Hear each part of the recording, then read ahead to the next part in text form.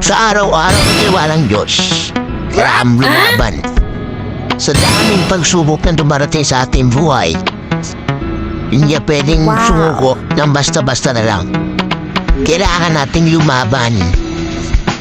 Dahil hindi ka bibigyan ng problema o pagsubok na hindi mo kakayanin.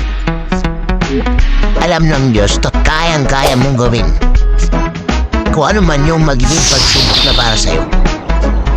Kaya laban lang. Kaya mo yan. So yun na mga gar. Eto na kami. Nagkaroon kami ng project dito ngayon. So, ginagawa namin itong mga paglilinis ng mga tubig ng bakado. Tawag sa amin Manong Lubo. Kumbaga, ipipilter namin yung mga maduduming yung tubig. Basta maduming tubig na galing sa gripo,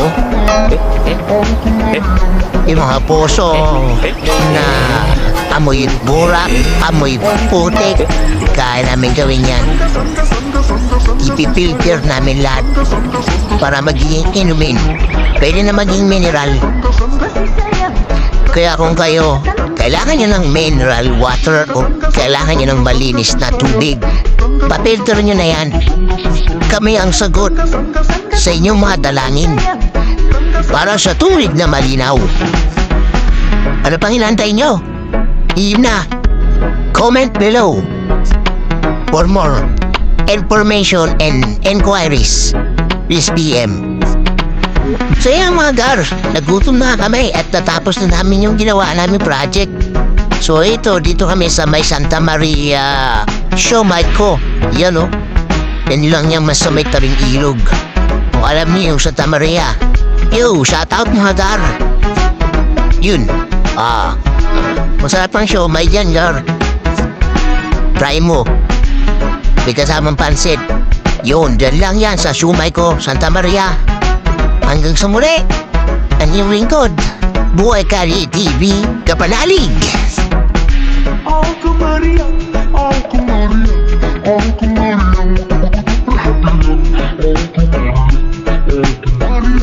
Ave Maria, bunda sa sayo. Ave Maria, Ave Maria, Ave Maria,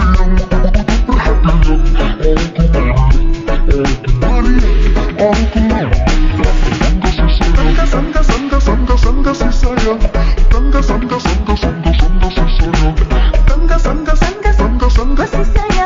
sangga si sayang, sangga si sayang.